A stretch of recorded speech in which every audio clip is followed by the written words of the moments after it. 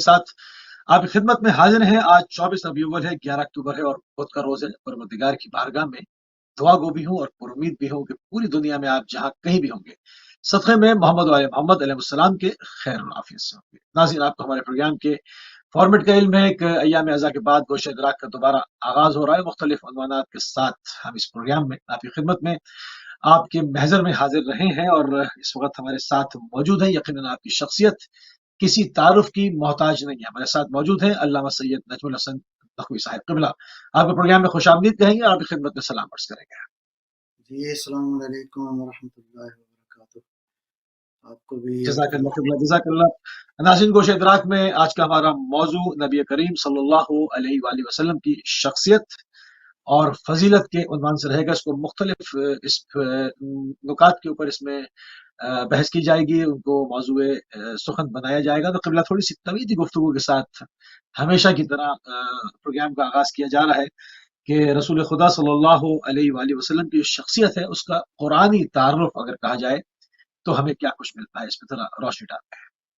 اعوذ باللہ من الشیطان الرجیم، بسم اللہ الرحمن الرحیم۔ وبہ نستعین، رب اشرح لی صدری ویسر لی امری واحلل عقدۃ من لسانی یفقہوا قولی، اما بعد۔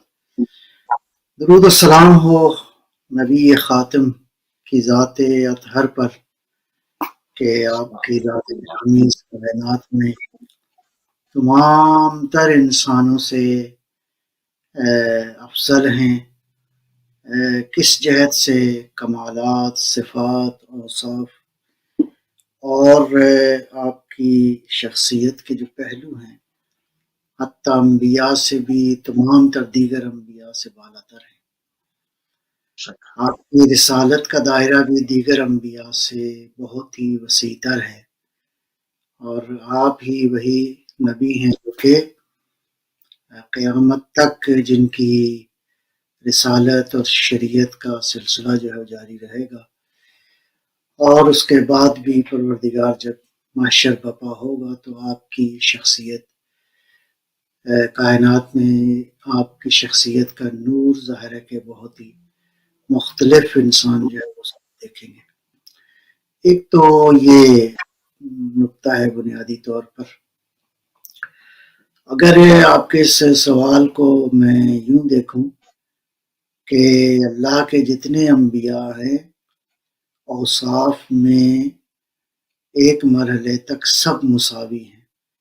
حضرت صلی اللہ علیہ وآلہ وسلم کی ذات بھی اس اعتبار سے ان انبیاء کے اس قافلے میں شامل ہے، لیکن ایک مرحلے پہ جا کے آپ کی شخصیت جو ہے وہ مختلف ہو جاتی ہے، اعلیٰ تر ہو جاتی ہے۔ وہ اوصاف جو مشترک ہیں انبیاء علیہ السلام کے مابین، وہ کلمہ توحید کی دعوت ہے، سب سے پہلا جو بات ہے۔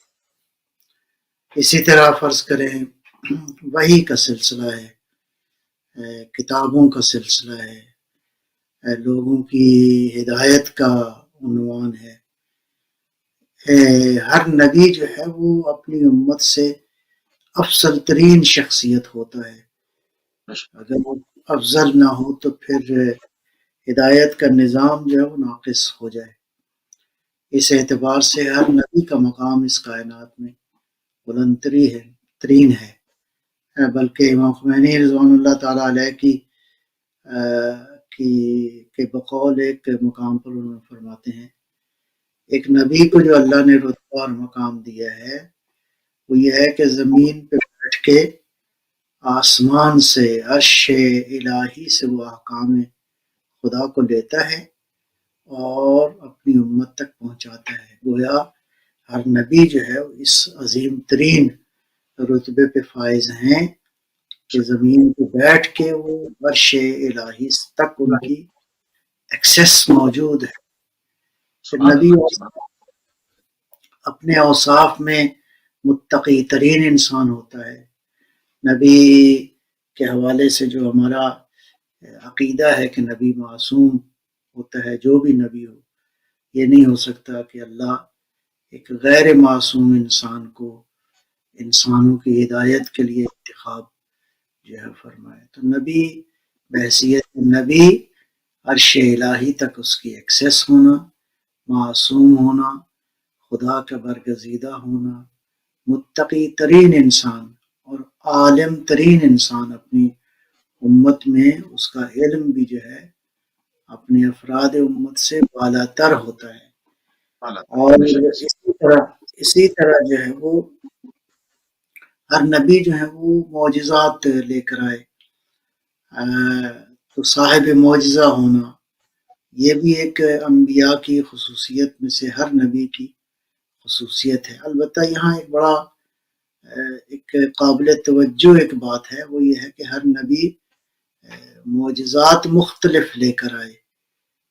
اس کی بہت ہی واضح اور ایک بہت ہی ایک فطری جو بات ہے اس کے پیچھے، وہ یہ ہے کہ ہر امت کی ہدایت کی ضرورت مختلف تھی۔ ہر امت جو ہے ان کی جو علمی ضروریات ہیں، ان کی جو رہنمائی کی ضروریات ہیں وہ مختلف ہیں۔ لہٰذا اسی تناظر میں اگر آپ دیکھیں تو آج پیغمبر اکرم صلی اللہ علیہ وآلہ وسلم کے دو معجزات جو آپ چھوڑ کر گئے تھے، ایک قرآن کریم اور ایک اہل بیت آپ کی عطرت طاہرہ، یہ دونوں معجزات جو ہیں قیامت تک آنے والے انسان جتنی بھی ترقی کر جائیں، ان معجزات کی عظمت کو اور ان کی علمی حیثیت کو نہیں ماپ سکتے، ان تک ان کی رسائی نہیں ہو سکتی۔ تو لہذا ہر نبی معجزہ مختلف لے کر آیا، اس لیے کہ امتوں کی ہدایت کے حوالے سے ضرورت مختلف تھی، اس اعتبار سے کہ ہر دور میں، ہر زمانے میں ظاہر ہے کہ جیسے جیسے ہیومن سویلائزیشن نے ترقی کی ہے تو اس ترقی کے حوالے سے انسانوں کی ضروریات بدلتی رہی ہیں، اور آج فرض کریں ضروریات بالکل مختلف ہیں۔ یس، اس کا جواب تو یہی ہے۔ ہرگز ایسا نہیں ہے کہ 100 سال پہلے، 200 سال پہلے انسانی سوسائٹی، انسانی تمدن کی جو ضروریات تھی وہ آج بھی ویسے ہی ہیں، نہیں۔ تو انسانی ترقی، ہاں، انسان جتنا بھی ترقی کر جائے، ہیومن سویلائزیشن جتنا بھی آگے بڑھ جائے، تو پیغمبر کی ذات موجود رہے گی، اور پیغمبر کی ذات اپنی عطرت کی شکل میں اور اپنے قرآن کریم کی شکل میں انسانوں کی ہدایت جو پیغمبر جو ہے وہ فرماتے رہیں گے۔ اسی طرح انبیاء علیہ السلام جو ہیں، ہر نبی جو ہے وہ اپنی امت کے حوالے سے ایک گروہ ایسا رہا ہے جو شدید مخالف تھا انبیاء کا، اور انہوں نے مخالفت کرنے میں بھی کسر کوئی نہیں اٹھا رکھی، ہر طرح کی مخالفت کی، ہر طرح کی ان کو اذیتیں دی، ہر طرح کی مشکلات میں جو ہے مبتلا کیا، تو ہر نبی جو ہے وہ صابر تھا، یعنی ہر نبی کا جو ہے وہ واقعاً ہے۔ تو مثلاً فرض کریں حضرت نوح علیہ السلام، درود السلام ہو آپ کی ذات پر، پیغمبر پر اور آل پیغمبر پر۔ تو حضرت نوح علیہ السلام کو جب اللہ نے امر فرمایا کہ کشتی جو ہے وہ تیار کرو، تو تقریباً بعض روایات میں ہے کہ 250 سال جو ہے وہ کشتی بنانے میں لگ گئے۔ اب وہ ٹھٹھا کرتے تھے، مسخر کرتے تھے، لوگ گزرتے تھے تو نوح کو کہتے تھے یہ دیکھو، یہ پہلے کہتا تھا میں نبی ہوں، اب یہ ترخان ہو گیا ہے۔ یعنی یہ جملے کوئی چھوٹے نہیں تھے، اور جب تک کشتی مکمل نہیں ہوئی، جب تک وہ معاملات آگے نہیں بڑھے، تو یہ تمسخر کرنا، تانے دینا، تشنیع کرنا، اور اس طرح کی زبان، ابیوزو لینگویج کا استعمال کرنا، تو یہ ہر نبی جو ہیں وہ ان مراحل سے گزرے ہیں۔ تو آقائد عالم صلی اللہ علیہ وآلہ وسلم اس اعتبار سے انبیاء کے ساتھ شامل ہیں۔ آپ نے کتنا صبر کیا، ظاہر ہے کہ واقعہ طائف جو ہے کافی ہے سمجھنے کے لیے، بلکہ ارشاد فرمایا کہ جتنی مصیبتیں مجھے ملی ہیں خدا کی قسم، اتنی سابقہ انبیاء کو نہیں پہنچی وہ مصیبتیں۔ تو بہرحال یہ خود ایک بہت بڑا چیپٹر ہے۔ تو یہ جو سورہ ہے، سورہ بسم اللہ الرحمن الرحیم، سورہ والعصر، والعصر ان الانسان لفی خسر الا الذین آمنوا وعملوا الصالحات وتواصوا بالحق وتواصوا بالصبر، یعنی تواصی بالصبر کی جب اللہ نے حکم دیا ہے تو انبیاء کا لیول جو ہے وہ بہت ہی بالا تر ہے۔ پیغمبر اکرم کا صبر میں لیول جو ہے وہ سب سے زیادہ بالا تر ہے، کس قدر صابر تھے۔ اسی صبر کا نتیجہ ہے کہ امام حسین علیہ السلام جیسی صابر ہستی نے آپ کی گود میں پرورش پائی۔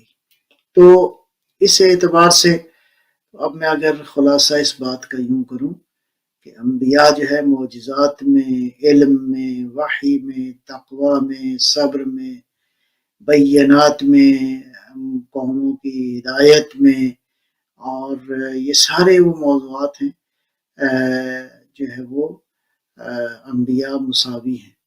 لیکن پیغمبر اکرم کی ذات کو اگر آپ قرآنی انداز سے دیکھیں گے تو قرآن نے جو تعارف کروایا ہے حضرت صلی اللہ علیہ وسلم کا، اس کے بعض پہلو تو بالکل مختلف ہیں۔ پیغمبر اکرم کا کوئی مقابلہ نہیں ہے، حتیٰ کسی بھی نبی سے، کسی بھی رسول سے۔ اور انبیاء اور رسول کے حوالے سے جو ایک بات نظر آتی ہے وہ یہ ہے کہ 1,24,000 انبیاء اللہ نے بھیجے ہیں انسانوں کی ہدایت کے لیے۔ تو پہلی بات تو یہ ہوتی ہے کہ نبی اپنی امت سے افضل ہوتا ہے، تو یعنی یہ 1,24,000 برگزیدہ ترین انسان تھے۔ اچھا، ان انسانوں میں پھر رسول کا رتبہ جو ہے وہ بلندر ہے، یعنی رسول جو ہیں ان کا رتبہ ان انبیاء میں بھی جو ہے، ایسے نبی جو صاحب رسالت تھے ان کی تعداد بھی روایات کے مطابق 313 ہے، تو ان کا مقام اور رتبہ جو ہے وہ ان سے بھی بالاتر ہے۔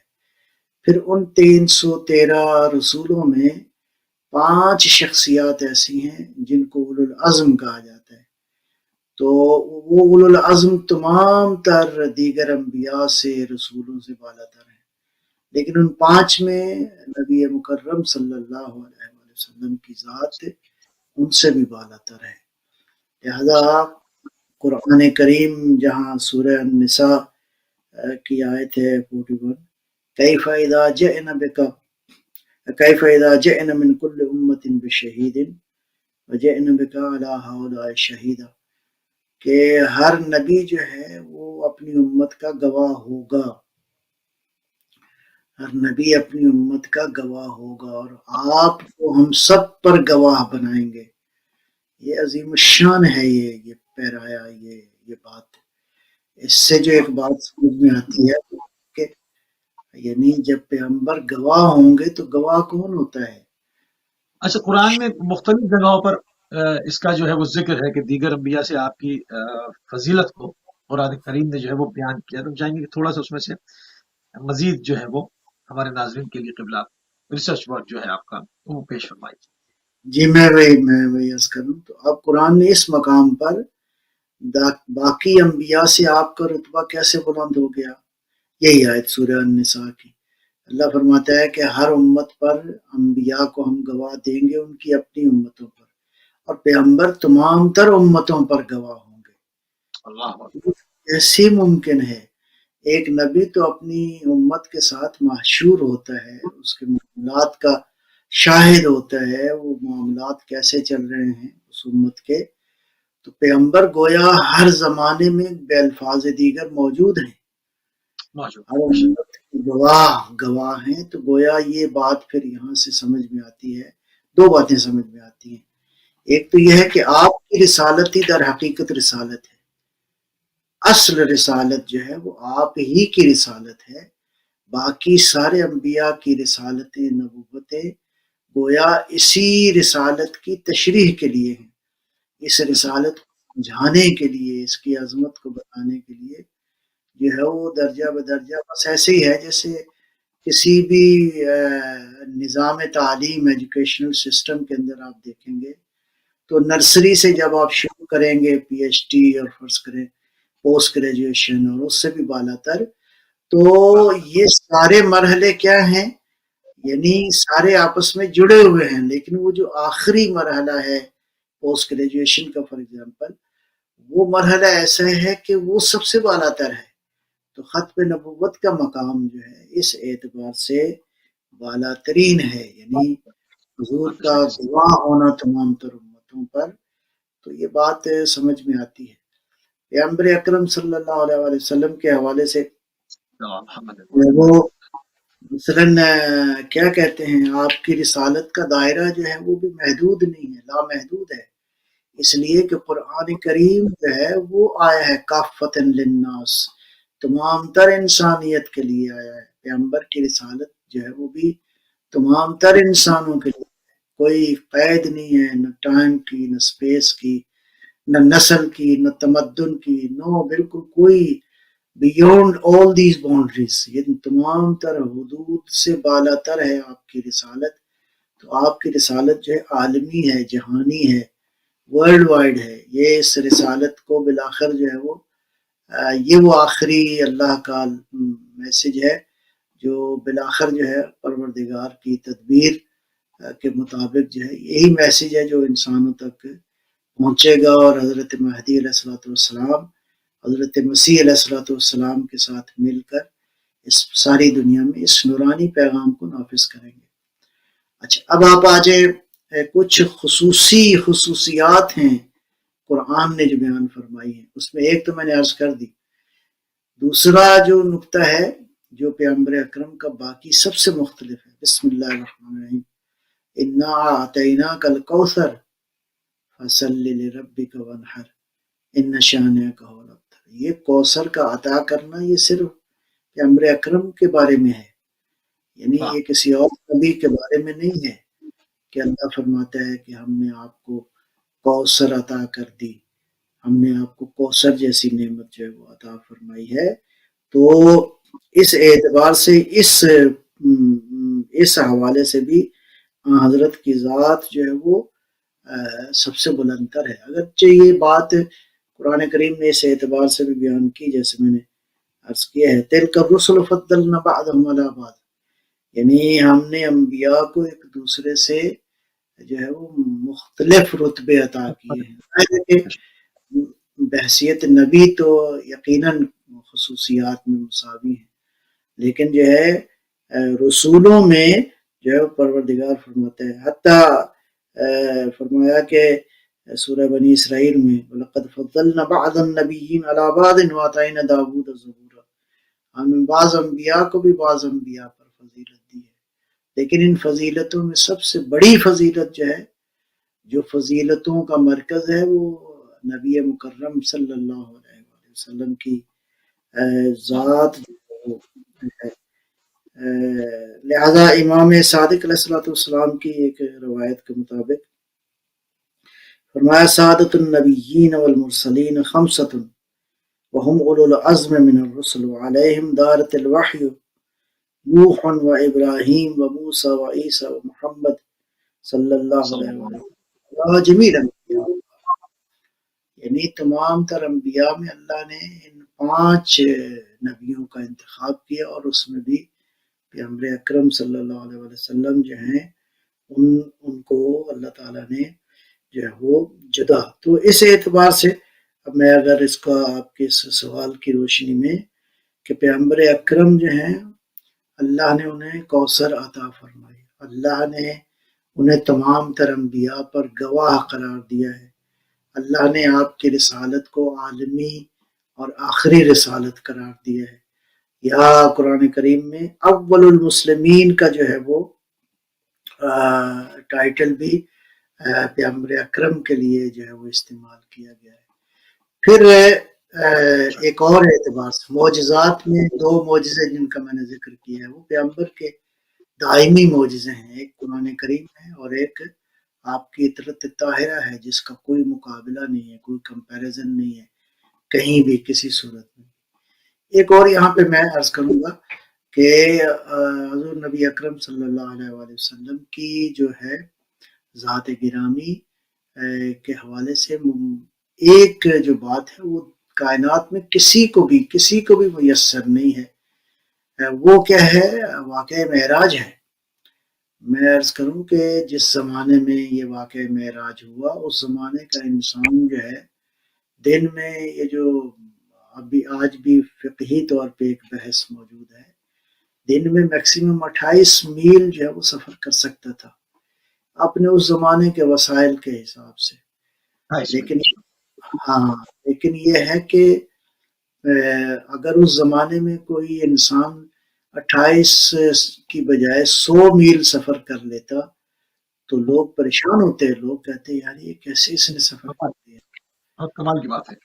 جی جی، قیامت تک کے لیے اب انسان ظاہر ہے کہ اللہ کے پلان میں تو جی چیزیں ہیں، خدا کے علم میں بھی ہیں، اور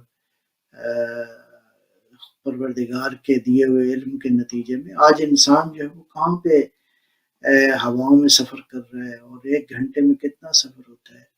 چند گھنٹوں میں ایک کانٹیننٹ سے دوسرے کانٹیننٹ تک انسان جو ہے منتقل ہو جاتا ہے. لیکن پیغمبر نے جو سفر کیا ہے وہ کون ہے جو مقابلہ کر سکتا ہے. پیغمبر کا سفر جو ہے وہ ساری کائنات کا سفر طے کر کے عرش الہی اور تک جا کے ایک انسان پہنچتا ہے. سبحان الذی اسری بعبدہ لیلا من المسجد الحرام تو الی المسجد الاقصی الذی بارکنا حولہ. تو یہ جو سفر ہے، یہ سفر اب کون انسان ہے جو پر مار سکتا ہے، کون انسان ہے جو پیغمبر کا مقابلہ کر سکتا ہے. تو یہ وہ خصوصیات ہیں اجمالی طور پر جو پیغمبر اکرم کی حتیٰ دیگر انبیاء سے مختلف ہیں، کہ پیغمبر اکرم جو ہے وہ حتیٰ صلی اللہ دیگر انبیاء سے بھی آپ کی فضیلت جو ہے وہ مجزا ہے. اچھا، علیہ. میں دو نقطے اور اضافہ کر دوں آپ کی اجازت سے. وہ یہ ہے کہ نبی اکرم صلی اللہ علیہ وسلم جو ہیں عمومی طور پہ قرآن کریم میں کہا گیا ہے کہ انبیاء نے کہا کہ میں نے جو محنت کی ہے اپنی امت سے، مجھے کوئی اجر تم سے نہیں چاہیے. ٹھیک ہے جی، میرا اجر جو ہے وہ پروردگار عطا کرے گا. ظاہر ہے کہ یہ امتیں کیسے اجر دے سکتی تھی، لیکن پیغمبر اکرم نے امت سے اجر مانگا ہے. کس کا؟ اپنی رسالت کا اجر مانگا ہے. یہ رسالت کتنی عظیم ہے ہم نے عرض کر دیا. پیغمبر اکرم کی رسالت ہی در حقیقت اصل رسالت ہے، حقیقی رسالت ہے. اچھا، اس کا باقی دار عمل کتنا وسیع ہے؟ اس کو مزید اگر تھوڑا سا کھول دیں. جی میں عرض کرتا ہوں. تو ایسی رسالت جو ہے جو عظیم الشان رسالت ہے. پیغمبر نے فرمایا کنت نبیا وآدم بین الماء والطین، اس وقت بھی نبی تھا جب آدم مٹی اور پانی کے مابین تھے. تو یہ رسالت اس طرح آغاز ہوا اس کا، اور اس نے کہاں تک رہنا ہے؟ آخری انسان تک، جب تک محشر بپا نہیں ہو جاتا، جب تک زمین پہ انسان آتے رہیں گے. پیغمبر اکرم کی شریعت کے لانے کے بعد قیامت تک اس رسالت کا دائرہ عمل جو ہے وہ ٹائم اینڈ سپیس سے ماورا ہے. اس کا دائرہ عمل میں ہر زبان بولنے والا انسان شامل ہے، اس میں ہر عقیدے کا انسان شامل ہے، اس میں ہر کیا کہتے ہیں تمدن کا انسان شامل ہے، اس میں آنے والے ہر زمانے کا انسان شامل ہے. یہ خالی مکہ و مدینہ کی کے لیے رسالت نہیں آئی، یہ خالی سرزمین حجاز کے لیے نہیں آئی، نہیں افریقہ، امریکہ، برطانیہ، فرض کریں دنیا کے جتنے کانٹیننٹ جہاں پہ انسان بستے ہیں یہ سارے انسانوں کے لیے ہیں. اسی لیے فرمایا رحمت للعالمین، پیغمبر کی بات جو ہے وہ عالمین کے لیے رحمت ہے. تو یہ آپ کی رسالت اس قدر عظیم الشان رسالت، اس کا آغاز جو ہے پیغمبر فرماتے ہیں کہ میں اس وقت بھی نبی تھا، اور پیغمبر نبی رہیں گے جب تک نبی ہیں، جب تک آخری انسان نہیں آ جاتا. تو تب تک آگے اللہ کا کیا پلان ہے وہ ہمیں تو نہیں معلوم، لیکن یہ ہے کہ پیغمبر کی نبوت اس قدر عظیم الشان ہے. اور اس کے لیے انبیاء نے یوں سمجھیں کہ دیگر انبیاء نے گراؤنڈ بنایا تاکہ آخری نبی جو ہے وہ آئیں، اور یہ پروجیکٹ جو ہے مختلف ناموں سے رسول اللہ کی پیشن گوئی بھی کرتے رہے. کہیں پر ایسے احمد. جی ایسے ہی ہے. عہدین میں ذکر ہے، تورات میں، انجیل میں دونوں کتابوں میں انبیاء نے، اور ظاہر ہے کہ یہ اس سسٹم کا حصہ ہے۔ کسی بھی ایجوکیشنل سسٹم میں جب اگلے پروفیسر نے یا اگلے استاد نے آنا ہوتا ہے تو یونیورسٹی اناؤنس کرتی ہے، بلکہ وہ استاد بھی جو ہے وہ اناؤنس کرتے ہیں بھی میری ریٹائرمنٹ ہونے والی ہے فار ایگزامپل، تو اب جو ہے وہ مثلاً فلاں صاحب جو ہیں وہ آئیں گے۔ تو یہ تو پارٹ اینڈ پارسل والی بات ہے کہ جو یہ اس سسٹم کا حصہ ہے کہ تمام تر انبیاء آخری نبی کا تعارف کرواتے رہے، اور ظاہر ہے کہ یہ گراؤنڈ بنا رہے تھے انسانوں کی، انسان بھی آہستہ آہستہ ترقی کرتا رہا۔ تو یہ اس قدر عظیم الشان رسالت ہے۔ اچھا، چونکہ اس رسالت نے باقی رہنا ہے، پیغمبر کے لائے ہوئے معجزات نے باقی رہنا ہے، اس لیے مانگا ہے اجر، اور یہ اجر بھی اللہ کے حکم پہ مانگا ہے۔ قل، یعنی میرا حبیب آپ کو، یہ لفظ قل بہت اہم ہے۔ بے شک یہ لفظ قل جو ہے قرآن کریم میں بہت ہی عظیم الشان احکام، بہت ہی یوں سمجھا جائے کہ قیمتی ترین احکام جو ہیں وہ قل کی شکل میں آئے ہیں۔ 332 بار آیا ہے یہ قل۔ اس قل میں ایک قل یہ ہے، قل لا اسألکم علیہ اجرا الا المودۃ فی القربى۔ چھوٹی بات تو نہیں ہے نا۔ یہ کیوں مانگا ہے اجر؟ اس لیے مانگا ہے کہ اس عطرت کے ذریعے یہ جو قربا جن کا مانگا ہے پیغمبر نے اجر، اور وہ اجر کیا ہے؟ اجر رسالت کیا ہے؟ رسولوں کی رسالت کا اجر کیا ہے؟ انبیاء کی نبوت کا اجر کیا ہے؟ اجر یہ ہے کہ امتیں اس نبی کی اطاعت کریں، اس نبی کو جو احکام انہوں نے دیے ہیں اس کو فالو کریں، اس کو لے کر آگے چلیں۔ لہٰذا عطرت اس مقام پر فائز ہے کہ پیغمبر کی صلی اللہ علیہ وآلہ وسلم کی نبوت و رسالت کو آخری منزل تک کس نے پہنچانا ہے؟ کسی نے نہیں سوائے عطرت کے۔ یہ بہت بڑی اہم ہے، یعنی جب تک قرآن ہے تو عطرت ہے جو قرآن کے ساتھ ہے، علی قرآن کے ساتھ ہے، قرآن علی کے ساتھ ہے، اسی طرح بی بی زہرا قرآن کے ساتھ ہیں، قرآن بیوی کے ساتھ ہے، اور باقی عطرت کے افراد بھی اسی طرح ہیں۔ تو آخری جو نمائندہ الہی ہے، آخری جو فرزند پیغمبر ہے، وہ آئیں گے تو اسی نظام کو، اور یہ اللہ کی حکمت ہے بڑی خوبصورت کہ امام مہدی علیہ السلام کی مدد کریں گے حضرت مسیح علیہ السلام۔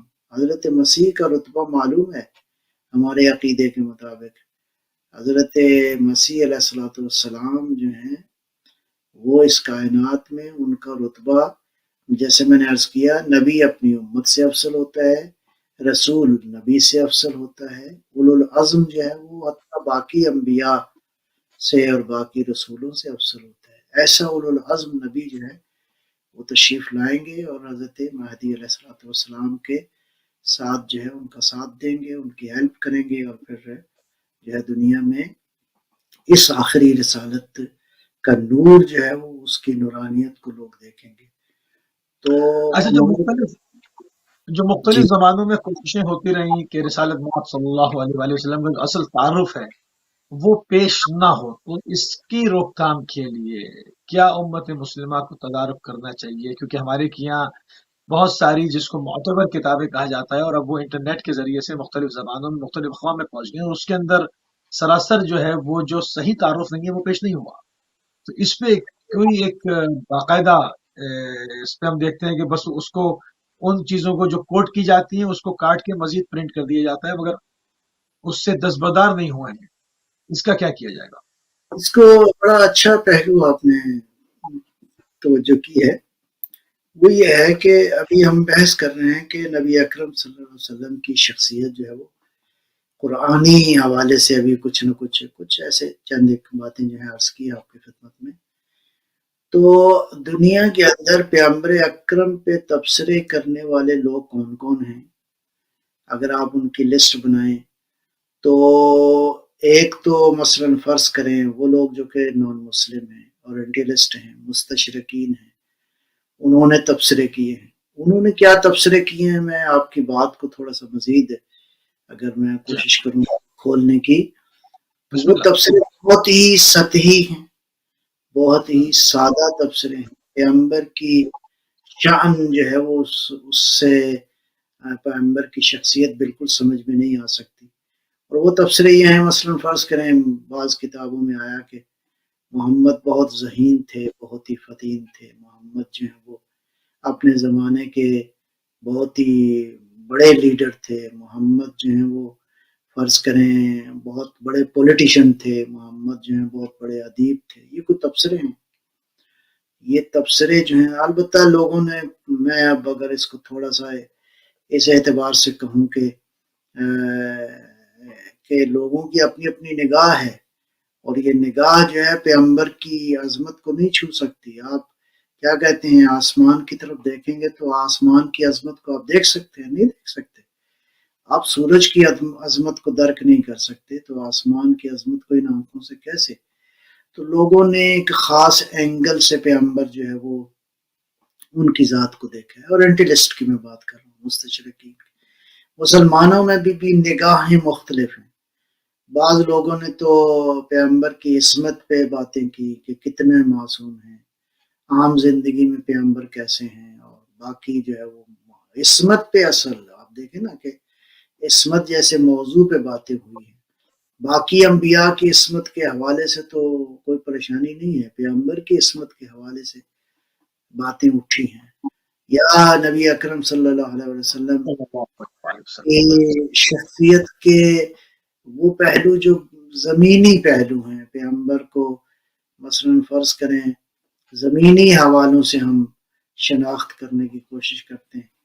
مثلاً فرض کریں اس میں تو کوئی شک نہیں ہے کہ پیغمبر جب اعلان رسالت نہیں فرمایا تو اس سے پہلے آپ کی زندگی بہت سادہ تھی، بہت عظیم تھی، بہت ہی یعنی یہ کوئی چھوٹی بات نہیں ہے کہ 40 سال جو ہے وہ جو زندگی گزاری اس میں حتیٰ یہ دشمنوں کی زبان پہ تھا محمد صادق ہیں اور امین ہیں۔ یعنی خدا کا کہنا صادق اور امین یہ کچھ اور ہے، یعنی یہ دشمنوں کی اس قدر کریکٹر جو ہے وہ عظیم الشان تھا۔ لیکن انفارچونیٹلی وہ لوگوں نے پیغمبر کے پیغام کو، بعض لوگوں نے تو اتنا وہ کیا کہ چونکہ بنی ہاشم سے تھے لہٰذا بنی ہاشم کا جو ہے وہ اصل میں ایک خاندانی جو ہے اس کو رنگ جو ہے وہ کلر دے دیا، رنگ و نسل کا، یعنی اور پھر رشتوں کو بھی پیغمبر سے جس کا رشتہ ہے اس کو ہم کوشش کرتے ہیں کہ، لیکن اگر رشتہ ہی معیار ہوتا، رشتہ داری معیار ہوتی پیغمبر کو پہچاننے کی یا پیغمبر اکرم کے باقی رشتہ داروں کو، تو اللہ نے قیامت تک ابو لہب پہ لعنت بھیج کے بتایا کہ دیکھو رشتے معیار نہیں ہیں۔ یعنی ابو لہب جو ہے وہ تو ظاہر ہے کہ سب سے زیادہ قریبی رشتہ تھا، سگے چچا تھے، لیکن اللہ نے فرمایا تبت یدا ابی لہب و تب، ٹھیک ہے۔ یعنی یوں سمجھیں کہ قیامت تک جو ہے ابو لہب پر لعنت ہے، اس لیے کہ اس نے پیغمبر کا احترام نہیں کیا ہے۔ تو یہ مختلف مکاتب فکر کے لوگ جو ہیں ان کی اینک بہت چھوٹی ہے، ان کی نگاہیں بہت سطحی ہیں، یہ سطحی تعارف ہے۔ لہٰذا حضرت صلی اللہ علیہ وسلم کا تعارف دو طریقوں سے ہی بہترین ہو سکتا ہے۔ ایک طریقہ خود قرآن کریم ہے کہ قرآن کریم نے حضرت کی ذات کو کس طرح انٹروڈیوس کروایا ہے۔ وما محمد الا رسول، محمد کی شناخت آپ کی رسالت ہے، یعنی قرآن کا زاویہ نگاہ یہ ہے کہ یہ رسالت، اور رسالت جب ہم نے کہہ دیا تو اس کائنات میں سب سے بلندر، آدم سے بلندر، نوح سے بلندر، ابراہیم سے بلندر، باقی تمام تر انبیاء سے بلندر ہے آپ کی ذات۔ یعنی وما محمد الا رسول ایک بہت بڑا تعارف ہے نبی اکرم صلی اللہ علیہ وسلم کا۔ لہٰذا قرآن جو ہے وہ جو تعارف قرآن نے کروایا ہے پیغمبر اکرم کا یہ معمولی نہیں ہے۔ یہ بات آیت اللہ جوادی عاملی نے ایک بحث میں بیان فرمائی ہے کہ ایک کتاب کی دو شکلیں ہیں، ایک کتاب ہے تدوینی، کتاب تدوینی قرآن کریم ہے لفظوں کی شکل، ہاں البتہ خود قرآن کریم کو اگر سمجھ آ جائے تو پھر ایک یہ کتاب تدوینی ہے۔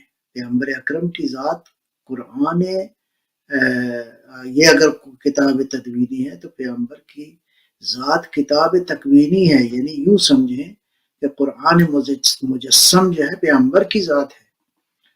خود قرآن کو اگر آپ دیکھیں تو وہ قرآن جو لفظوں کی شکل میں نازل ہوا ہے، آیا صرف یہی ہے نہیں، لفظ آغاز ہیں قرآن کے معارف کو، قرآن کی حقیقتوں کو۔ ان جعلناہ قرآنا عربیا لعلکم تعقلون، عربی کے لباس میں تو اس لیے آیا ہے تاکہ کچھ سمجھ سکو، سمجھ سکے، تاکہ تمہاری انڈرسٹینڈ عقلوں میں آ سکے۔ وَإِنَّهُ فِي أُمِّ الْكِتَابِ، اس کی جی حقیقت جو ہے وہ ام الکتاب میں ہے، لدینا لعلی حکیم۔ اور وہ جو اس کی حقیقت ہے وہ لدینا، اللہ فرماتا ہے ہمارے قریب میں ہے۔ لدین جو ہے وہ لدن سے ہے، لدن یعنی قرب میں۔ تو آیا اللہ کے پاس اسی طرح پرنٹڈ فارم میں ہے قرآن؟ آیا اللہ کی بارگاہ میں یہ قرآن لفظوں کی شکل میں ہے؟ نہیں، ان لفظوں کے اندر جو حقیقتیں ہیں اس کی شکل میں ہے۔ میں اکثر ایک مثال عرض کرتا ہوں، انشاءاللہ امید ہے یہاں فائدہ دے گی۔ آپ بولتے ہیں لفظ سمندر، یہ لفظ ہے، اوشین، سمندر، سی، یہ لفظ ہے، لفظ۔ آپ نے کسی نوجوان کو جو نہیں جانتا سمندر کو، تو وہ پوچھتا ہے یہ کیا ہے، تو آپ اس لفظ کی تشریح کرتے ہیں۔ زمین میں ایک ایسا حصہ ہے جو بہت زیادہ ہے اور اس میں پانی ہے، اس میں یہ کچھ ہے۔ تو آپ 2-4 منٹ جو ہے اس لفظ کی تشریح کرتے ہیں۔ تو پہلا مرحلہ ہو گیا لفظ، دوسرا لفظ مرحلہ ہو گیا میننگ۔ اس نوجوان کو خواہش پیدا ہوتی ہے دیکھنے کی، آپ کہتے ہیں میں دیکھ سکتا ہوں، آپ کہتے ہیں دیکھ سکتے ہیں، آپ پہنچتے ہیں سمندر کے کنارے، جو آپ نے اب دیکھا ہے، آبزرو کیا ہے، کیا یہ لفظ ہے، کیا یہ میننگ ہے؟ نہیں، یہ آبزرویشن ہے، خود سمندر ہے۔ ٹھیک ہے جی، تو یہ مختلف مرحلے ہیں۔ اس کے بعد فرض کریں کوئی آدمی اس قابل ہو جاتا ہے کہ وہ سمندر کے اندر ڈائیو کرے، چند گھنٹے جو ہے وہ سمندر کو جا کے مشاہدہ کرے، کوئی چیزیں، تصویریں، کوئی ویڈیوز وہاں سے لے کر آئے، تو یہ چوتھا مرحلہ ہے کہ یعنی سمندر کی حقیقت کو درک کرنا۔ حقیقت کو جان دیں گے، بے شک۔ ٹھیک ہے، تو یہ اپنے وجود سے جو آپ نے درک کیا ہے۔ پھر یہ شخص جو سمندر کے اندر گیا ہے، چند گھنٹے اس نے وہاں پہ فرض کریں سرف کیے ہیں، تو کیا یہ سارا سمندر اس نے دیکھ لیا ہے؟ ایسا نہیں ہے، سارا سمندر اس نے نہیں دیکھا۔ قرآن کریم پیغمبر اکرم صلی اللہ علیہ وآلہ وسلم کی ایک حدیث مبارک ہے، فرماتا ہے کہ قرآن ایک ایسے عظیم الشان سمندر کی مانند ہے جس کی گہرائی میں جتنا اترو گے اس کی گہرائی میں اضافہ ہو جائے گا۔ اللہ اکبر، یعنی قرآن ایسا گہرا سمندر ہے، اس کی گہرائی میں جب اترو گے تو آپ جتنا اترو گے اس کی گہرائی میں اضافہ ہو جائے گا۔ اللہ اکبر، وہ کتاب پیغمبر اکرم کے سینہ مبارک پہ اللہ نے فرمائی ہے۔ سبحان اللہ قبلہ، بہت خوبصورت تصویر، بہت پیغمبر قرآنی حیثیت کو جان سکتے ہیں؟ نہیں جان سکتے۔ پیغمبر اچھا ظاہر اچھا، اس کی یہاں پر ایک وجوہات، کیونکہ یہ جو اس کی قرآنی حیثیت ہے اور شخصیت کی رسول اللہ کی، اور قرآن کی جو اپنی ایک اصل جو کیفیت ہے، وہ نور جو ہے، جس کو ائمہ اہل بیت بیان کرتے رہے اپنے اپنے ادوار میں، اس کو ہم ایک 250 سالہ انسان سے بھی تعبیر کرتے ہیں، رہبر معظم کی کتاب بھی ہے۔ پوری امت کے اندر یہ تعارف کیوں نہیں پیش ہو سکا؟ کیوں دیکھیں کوئی ان کو اپنے جیسا سمجھنے لگا، کوئی دوست کہنے لگا؟ مطلب یہ اچھے 250 سال تک بیان تو ہوا، یہ میں تعارف عرض ابھی بھی بیان ہو رہا ہے۔ ابھی بیان اصل ہاں، یہ گلہ جو ہے یہ سب سے ہے کہ پیغمبر کی معرفت جتنی زیادہ ہوگی اتنا ظاہر ہے کہ ہماری دنیا کے لیے، آخرت کے لیے۔ تو میں اس بات کو یہاں سے جوڑتے ہوئے کہ پیغمبر کا تعارف یا قرآن کرا سکتا ہے، یا قرآن نے کرایا ہے، یا اطرت جو آپ کے وجود کا تسلسل ہے، وہ اطرت جس کی تربیت خود پیغمبر نے فرمائی ہے، وہ اطرت جس کو پیغمبر نے اپنا علم جو ہے وہ عطا فرمایا ہے، نبی اکرم کے علم کا تسلسل علی مرتضیٰ ہیں، نبی اکرم کے علم اور آپ کی سیرت کا تسلسل بی بی زہرا ہیں، آپ کے علم کا تسلسل امام حسن مجتبیٰ ہیں صلوات اللہ علیہ، امام حسین ہیں شہید کربلا علیہ صلوات اللہ علیہ، اور آپ کی اولاد کی آئمہ۔ میں بچوں کو ابھی چند دن پہلے ایک نشست ہو رہی تھی جوانوں کے ساتھ، میں نے پوچھا کہ آپ کا کیا خیال ہے کہ امام مہدی علیہ السلام آئیں گے تو وہ گوگل سے کویشچن کریں گے؟ کوئی گوگل سے پوچھیں گے؟ نہیں، ہرگز نہیں۔ امام کا رابطہ اس مرکز علم سے ہے جہاں سے وحی نازل ہوئی ہے۔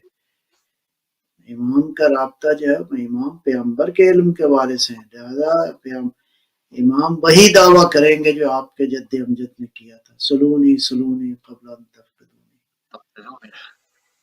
یہ ہیں۔ لہذا نبی مکرم صلی اللہ علیہ وسلم وہ جو کا تعارف جو ہے یہاں سے ملے گا آپ کو، یا قرآن کریم سے یا عطرت طاہرہ سے۔ وہ علی جو اس کائنات میں کتنے فضائل کے مالک ہیں، فرماتے ہیں انا عبد من عبید محمد۔ تو سرداری سمجھ میں آتی ہے اس قول سے، پیغمبر کی عظمت سمجھ میں آتی ہے۔ پیغمبر نے اپنے دامن میں علی جیسے انسان کی تربیت کی، اور کیا تربیت فرمائی، کیا عظیم الشان ہے۔ یہ جو مولا علی علیہ السلام نے فرمایا نا نہج البلاغہ میں ہے کہ مطلب ہے میں وحی کی خوشبو کو میں محسوس کرتا تھا، یعنی اگرچہ کیا کہتے ہیں یہاں معاملہ سن اور عمر کا سن کا سال کا نہیں ہے، خدا جس کا انتخاب فرما لے۔ مسیح علیہ السلام گود میں تھے، اپنی نبوت کی گواہی دی، گود میں ابھی ولادت ہوئی تھی مثلا فرض کریں، تو وہاں پہ تین دن کا بچہ غالباً جو روایات میں موجود ہے، 3 دن کا مسیح جو ہے ماں کی گود میں اس نے فرمایا کہ میں نبی ہوں، اللہ نے مجھے کتاب دے کر بھیجا ہے۔ تو یہاں تو سن و سال کا مسئلہ نہیں ہے۔ تو جب مسیح علیہ السلام جیسی ہستی جو ہے تو آپ سے بالا تر تو وہی ہوگا جو یہ کہے کہ میں اس وقت بھی نبی تھا جب آدم جو ہے مٹی اور پانی کے مابین تھے۔ یہ وہی یہ رتبہ اس سے سمجھ میں آتا ہے کہ اگر مسیح علیہ السلام یہ ارشاد فرماتے ہیں، اپنی ماں کی عصمت کی گواہی دیتے ہیں، فرماتے ہیں انی عبداللہ آتانی الکتاب، اللہ، یعنی عجیب خوبصورت ہے یہ بات کہ خدا نے جس ہستی کا انتخاب فرمایا وہ چاہے ماں کی گود میں ہو چاہے، تو وہ اللہ باشعور انسانوں کا انتخاب کیا اللہ نے۔ ایسا ہی ہے کہ جن کو اپنی نبوت کا شعور تھا، ایسا نہیں ہے کہ بچہ ہے اور اس کو یہ نہیں شعور کہ میں نبی ہوں کہ نہیں ہوں، نہیں۔ اگر مسیح علیہ السلام اپنی نبوت کا شعور رکھتے ہیں اور اپنی نبوت کی گواہی دیتے ہیں تو پھر نبی اکرم وہی ذات ہے جو فرماتے ہیں کہ میں اس وقت بھی نبی تھا جب آدم جو ہے مٹی اور پانی کے مابین تھے۔ میں یہاں پہ ایک اور بات یہاں پہ میں نے کہا نا کہ یا قرآن تعارف کروا سکتا ہے یا عطرت طاہرہ تعارف کروا سکتا ہے۔ عطرت طاہرہ کا تعارف میں بس اب یہاں پہ مختصراً عرض کروں گا۔ بی بی زہرا سلام اللہ علیہ کا جو خطبہ ہے مسجد نبوی میں، تو اس خطبے میں ایک مقام پر، اب وہ سارے الفاظ تو میں ابھی نہیں دہراؤں گا، تو مفہوم اس کا کہ ایک جگہ پہ ارشاد فرمایا انی اشہد، میں گواہی دیتی ہوں فاطمہ کہ میرے بابا جو ہیں محمد، ابھی میرے والد محمد جو ہیں خدا کے رسول ہیں۔ اشہد ان ابی محمد عبدہ و رسولہ، میرے بابا اللہ کے عبد ہیں، اللہ کے رسول ہیں۔ اس کے بعد 2-4 جملوں کا مفہوم تقریباً یہ ہے کہ میرے بابا کو اللہ نے مصطفیٰ بنایا، میرے بابا کو اللہ نے چن لیا، میرے بابا کو اللہ نے بعثت سے پہلے مقام نبوت عطا فرمایا، اور یہ سارا کچھ یہ نورانی عہدے میرے بابا کو اللہ نے عطا فرمائے. یہ کب کی بات ہے؟ یہ دل خلائق مکنونۃ بالغیب. بالغیب. اللہ اکبر. جب کلہم مخلوق نہ تھی، کلہم مخلوق، زمین، چاند، ستارے، آسمان، یہ جنت، جہنم، کچھ نہ تھا، تو میرے بابا میں گواہی دیتی ہوں. اللہ اکبر. یہ ہے رسالت کا وہ تعارف جو سیدہ نے کروایا ہے، اور خدا کی قسم اس سے پہلے اس طرح کا تعارف کہیں چشم فلک نے نہیں سنا، نہیں دیکھا. تو وہ فاطمہ جو منی ہے وہ تعارف کروا سکتی ہے کہ پیغمبر کس عظیم الشان مقام کے مالک ہیں. یعنی یہ تو نبی وہ ہے جس نبی کی رسالت کا گواہ اللہ ہے، اللہ گواہ ہے. اللہ اکبر. جی، تو اس کا مطلب ہے جب سے نبوت ہے تو اللہ گواہ ہے، تب سے اللہ گواہ ہے. اور وہ جو دوسرا گواہ جس کو فرمایا ومن عنده علم الکتاب، وہ بی بی کے اس خطبے میں معلوم ہو. بی بی نے فرمایا نا کہ اشہد ان ابی محمد عبدہ ورسولہ، میں گواہی دیتی ہوں کہ بابا جو ہیں وہ اللہ کے عبد ہیں، اللہ کے رسول ہیں. اور اس کے بعد تو یہ گواہی جو ہے یعنی گواہ تو گواہی اسی وقت دے سکتا ہے نا جب اس سیناریو میں موجود ہو. خداوند عالم عظیم الشان رتبے عطا فرما رہا تھا تو بی بی جو ہیں گواہ. تو عطرت طاہرہ در حقیقت جو ہیں پیغمبر اکرم کی نبوت کے گواہ ہیں، امیر المومنین گواہ ہیں تا حضرت مہدی صلوات اللہ علیہ مجمعین. تو یہ گواہ ہیں پیغمبر اکرم کے. تو یعنی وہ رسول جس کا گواہ، جس کی رسالت کا گواہ اللہ کی ذات ہو، وہ رسول جس کی رسالت کی گواہی عطرت طاہرہ دے. تو اب اگر حضرت صلی اللہ علیہ وسلم کی ذات گرامی سمجھنا چاہتے ہیں تو یہی آپ کی رسالت کا دائرہ والذی ارسل رسولہ بالہدی ودین الحق لیظہرہ علی الدین کلہ، کہ اللہ نے پیغمبر کو، رسول کو مبعوث فرمایا، بھیجا ہے ہدایت کے ساتھ اور دین حق کے ساتھ، اور یہ دین غالب آئے گا. البتہ اس غلبے میں ایک بحث ہے. یہ غلبہ کون سا ہے؟ یہ غلبہ علم کا غلبہ ہے، یہ غلبہ برہان کا، حجت کا غلبہ ہے، یہ غلبہ جو ہے دین کا ریزننگ اور شعور کا غلبہ ہے، دین فہمی کا غلبہ ہے. یعنی پیغمبر کا لایا ہوا دین جو ہے اس نے غالب ہونا ہے. تو پھر اس کا مطلب ہے لا الہ الا اللہ کے بعد انسانوں کے لیے محمد رسول اللہ ہیں. آپ ہی کی ذات ہیں، لیکن آپ کی ذات کو اگر آپ کسی اور سے سمجھنا چاہیں گے تو پھر یہی ہے وہ جو سوال آپ نے کیا. کوئی کہے گا Muhammad was the greatest political leader, کوئی کہے گا محمد ہمارے جیسے ہیں، کوئی کہے گا کہ محمد جو ہے وہ صرف وہی لینے میں معصوم ہیں اور باقی زندگی میں ہماری طرح ہی ہیں. میں کہتا ہوں ایک ہی سوال کروں گا، اگر محمد آپ جیسے ہیں تو پھر آپ کو معراج کیوں نہیں ہوتی؟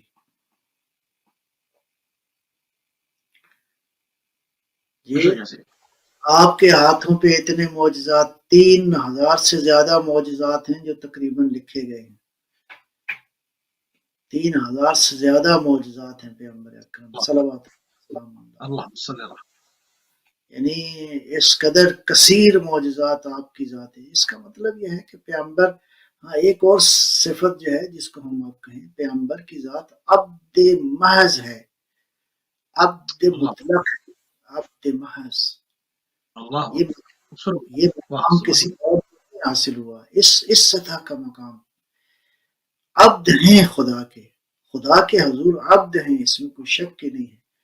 لیکن باقی کائنات کے لیے رسول ہیں، باقی کائنات کے لیے پیغمبر کی ذات عظیم تر ہے. بعد از خدا بزرگ تو یہ قصہ مختصر والی بات ہے.